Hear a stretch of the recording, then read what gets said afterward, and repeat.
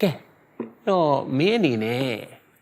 ငါတို့ကိုကြောက်လန့်အောင်ဘလို့အစွမ်းစားနဲ့6လန့်ပြလို့ရမလဲသိကျင်တယ် သိချင်ကျွန်တော်ပြလို့ရပါတယ် အော်ရတယ်လေတပီ record နေတာအော် record နေတာပါဆိုမှပဲဒီစကားများရောလို့ ဟောမီးလေးခဏမိတ်ပြလို့ရမလားမသိ တေးရကြော်ထက်အောင်ဖန်လားမသိမိမိတ်မတော့မင်း6ပြတာငါတို့ဘလို့မြင်ရမှာတော့ ဩဟုတ်သားပဲဟိုအဲ့ဒါဆိုရင်ဟိုခေါင်းလေးတော့ခဏလောက်မှုတ်ပြထားကြနော် ဟိုဘီလိုက်တမီးလေးငိုလို့ ကဲပြန်ကြည့်လို့ရတယ်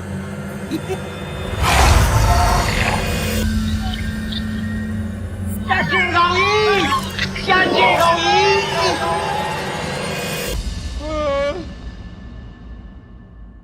ဟမ်တပီအိမ်ထဲမှာဘယ်သူရောက် မီဒီယာတွေဖဖနဲ့တွေ့ကျင်လို့ရဲ့ မီဒီယာသမားတွေရှင်ပစံအကုန်ခံပြီးမီဒီယာသမားတွေခေါ်လာတယ်ပေါ့လေဟုတ်လားကျမတော့မပေးနိုင်ဘူးရှစ်ပါသားရှင်ပေး မဝေးပါငါဘာလို့ခေါ်ရမှာတော့ဘာကိစ္စရှိလဲလာပါတော့မရအောင်လာပါမင်းရလေ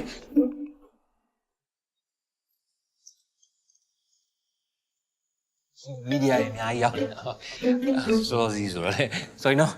ရတယ်ဟိုကျွန်တော်အကြောင်းဗာများသိချင်လို့လည်းမေးပါ ဟာကျွန်တော်တို့ကအကိုအကြောင်းမသိချင်ပါဘူးဗျအကိုသမီးလေးရဲ့ TikTok အကောင့်ထဲကတရေအကြောင်းသိချင်ပါတယ်တရေနဲ့ပတ်သက်ပြီးတော့ပြပြပေးပါခင်ဗျာ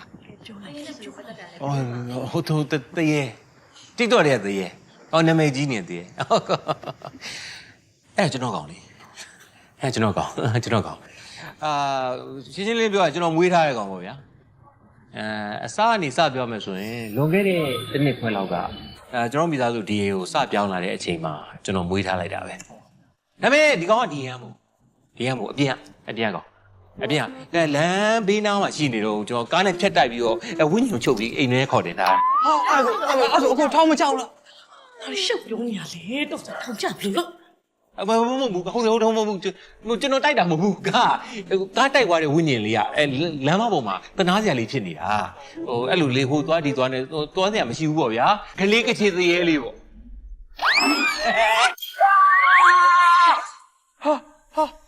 အကိုဘာဖြစ်သွားတာလဲမသိဘူးအဲ့ဒါ တရေချောင်းရင်အဲ့လိုမអော်နေလို့ဩအဲ့ပြောချင်တာကိုသိခါနဲ့ကိုနေနော်မနှောက်ရှက်ဘူးလို့ခတိပစ်ထားမလား ဒါကြီးကအဲ့တဲနဲ့ဘလို့နုပညာလှူရှားမှုတွေလုံးမလဲမသိဘူးအဲ့ဒါလေးဆက်လောက်ပြောပြပါ ဒီလိုဗျာကဘာပေါ်မှာပထမဦးဆုံးတရေအစ်စ်ကိုယ်တိုင်တရုပ်ဆောင်တယ်တရေကောင်ကြောက်ဆိုင် ရိုက်တယ်ဗျာဒီလိုအစ်စ်တွေကိုပရိသတ်ကိုချပြမယ်ဒိုင်တာမျိုးကြောက်ကရှားနေတာဗျာ ခိုင်းလိုက်ဒီတရေကောက်ဗျာပတ်စံဘယ်လောက်ကောင်ကိုကျွန်တော်ထုတ်ရိုက် မောင်ရင်ကြောက်ရင်ဆွေးနွေးပါမယ်ဗျာကြောက်ရင်ရောက်တာပါဆရာရင်ကမီးစိမ့်ပြလိုက်စာချုပ်စာတမ်းမှာအစင်သစ်ပါတယ်တခါတည်းတန်းချုပ်လိုက်မယ် နေကြပါဦးဗျာနေကြပါဦးကျွန်တော်ရိုက်မဲ့တရေက producer ရှိပြီဗျာ ဗျာပရိုဂျူဆာပြီလေဗျာ producer ကျွန်တော်ပဲလေ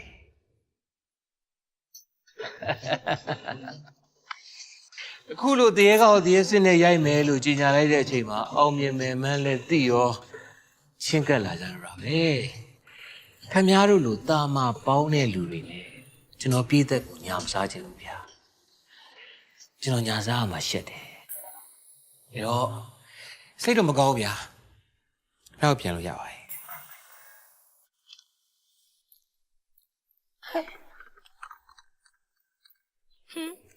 အဲ့တဲ့တွေကပဲထွက်သွားရလဲဟာကြည်ရလားကားပေါ်မှာပတ်စံသားယူတာဟုတ်တယ်မ ငါနေထုတ်လိုက်တာ လားဟာဘာလို့လဲ ဟုတ်တယ်လေငါတို့ဒီလို producer တွေမလိုအပ်တော့ အဲ့ဒါဆိုရှင်ဘယ်ပရိုဂျူဆာနဲ့ရိုက် ငါတရေကားဆိုတဲ့ရုပ်ရှင်ကားကြီးအတွက် producer ကမင်းလေမင်းပဲ ဟဲဒီလောက်ပတ်စံနေယူလေ၃ကျန်တလောက်၃ပါဆိုပြီးတော့ထုတ်ပေးတဲ့ပရိုဂျူဆာနဲ့မရိုက်ပဲနဲ့ရှင်ကဘယ်ပတ်စံနဲ့သွားရိုက်မှာလဲ ဟာငါတို့မှဒီအိမ်တစ်လုံးလုံးရှိသေးတာ အိမ်ဟာအမလေးမလိုက်တာ ဟောမိမလည်းကွာအဲ့လောက်ဒီဖြစ်ပြက်မနေပါနဲ့မင်းကလည်းဒီမှာဒါငါတို့မဟာခွေးနော်မင်းကပြောရမယ်ကဘာပေါ်မှာဘဲဒရိုက်တာကတရေကောင်တရေစင်းနဲ့ရိုက်ဖို့ တရေကောတရေစင်းနဲ့ရိုက်တဲ့တိုက်တာကပောင်းဝငါဖြစ်မှာလေ ဗျာဟာကျွန်တော်ကရုပ်ရှင်ကားမှာတရုပ်ဆောင်လို့ရမယ်အာမလုပ်ပါနဲ့ဗျာတရေကတရေဘွားနဲ့တရေပဲနေပြရစီ အာကုညီပါကွာဟိုငါမိသားစုဘွားအတွက်ငါအရေးပါတယ်လို့ငါဘွားအတွက်လည်းမင်းကအရေးပါတယ်လို့ဖြစ်နေပြီဟိုငါအိမ်မက်တွေတွေကအတိုင်းလေငါနာမည်ကြီးဒရိုက်တာကြီးဖြစ်ဖို့မင်းကုညီမရမှာမဟုတ်ပါကွာနော် ဟုတ်ပါတယ်ဖြုတ်ထက်ရဲ့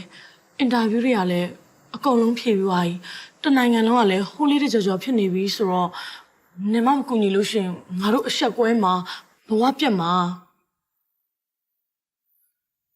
ဟုတ်ပါဦးသေးရဲ့တမီးတို့ကိုကူညီပါ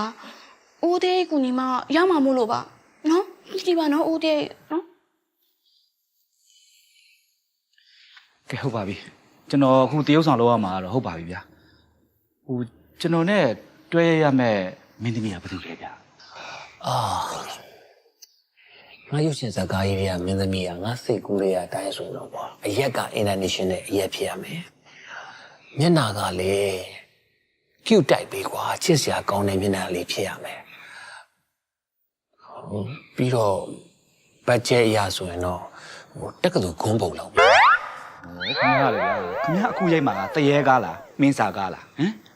ခင်ဗျားတို့ကြုံရင်ဘတ်ဂျက်ကိုပဲကြုံပါဗျာလူကိုတော့သွားမကြုံပါနဲ့ကျုံနဲ့တွဲရမှာလေအပေါ်အောက်ဖြစ်တိတိလေးဖြစ်နေမှာပေါ့ခင်ဗျားလေ ပြောခံရတယ်မင်းကစိတ်မကြုံနဲ့ငါစဉ်းစားရတယ်ရမ်းခတ်တယ်ဘယ်သူရိုက်မပြောစဉ်းစားလို့မရတော့အရင်ချက်ကုန်ပြီ ဟိုတယောက်လိုရှိတယ်ဗျာ ဟဲ့ဘာလို့လဲ ဟို तू ကဒါရိုက်တာလိုချင်တဲ့ပုံစံနဲ့တော့လူရင်းနှီးဆက်တယ်။ तू ကအရက်လည်းမြင်တယ်။အသားရည်ရတယ်မဆိုးဟိုဒါပေမဲ့ तू ယောက်ျားရသွားပြီဗျာရိုက်တော့မှာမဟုတ်ဘူး အော်အဲ့ဒါမျိုးစဉ်းစားပြီ ။အော်နောက်တစ်ယောက်ရှိသေးတယ်။အော်နောက်တစ်ယောက်အရက်တော့တိတ်မမြင်ဘူး။ဒါပေမဲ့အသားရည်ကတော်တော်ကောင်းတယ်။မျက်လုံးနဲ့ပါလေတော်တော်ကောင်းတယ် ကိတက်ဖြစ်လာ ။ဟာ तू လည်းကျွတ်တယ် အဲ့ရကြပြီ ဒါပေမဲ့ तू ကနိုင်ငံခြားပြေးပြောင်းသွားတာ ဟာဖေဖေအဲ့ဒါဆိုရင်နိုင်ငံမှာလိုက်ကြမယ်လေ တိတ်ကောင်းတဲ့ဇန်သမီးဖေဖေကနိုင်ငံခြားမှာကြုံတင်ပလိုက်ပဲတခါလေ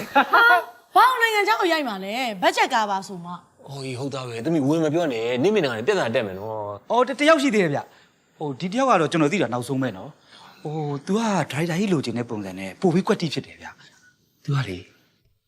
အသားရည်လေးကလေအရန်လှတယ်။ပြီးအရက်ကလည်းမြင်တယ်။ဒီလုံးလေးကလေဆွဲဆောင်မှုရှိတယ်။မျက်နှာလေးကလေချစ်စရာလေးဗျာ ။ဘာတူလဲ ။ဟိုအင်းမီကိုလေ အင်းမီကို ပေးဆန်လာရှိတယ်ရှင် ။အော်ကျွန်တော်ကရုပ်ရှင်ဒါရိုက်တာတယောက်ပါ။ဒါရိုက်တာရင်လို့လည်းခေါ်ပါတယ်ခင်ဗျ။ အော်ဟောကြောက်ပါရှင် ဟုတ်ကဲ့ ဟုတ်ကဲ့ ဟောလေ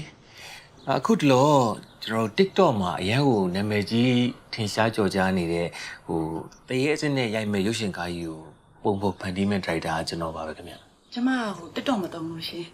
တိတ်မသိဘူး ။အော်အဲ့လိုလား ဟုတ်ကဲ့ဟုတ် ။အကောင့်များဖွင့်ပြအောင်။ဟုတ်ကဲ့။ရပါတယ်။ပြဿနာမပြောရောအဓိကလာရင်အကြောင်းပဲပြောမယ်လေ ဟုတ်ကဲ့ ။ကိုရိုက်မဲ့အိတ်သေးကားကြီးမှာဒီကညီမလေးကိုခေါင်းဆောင်မင်းသမီးအနေနဲ့ပြုတ်ဆောင်လို့လာကမ်းလှမ်းတာပါ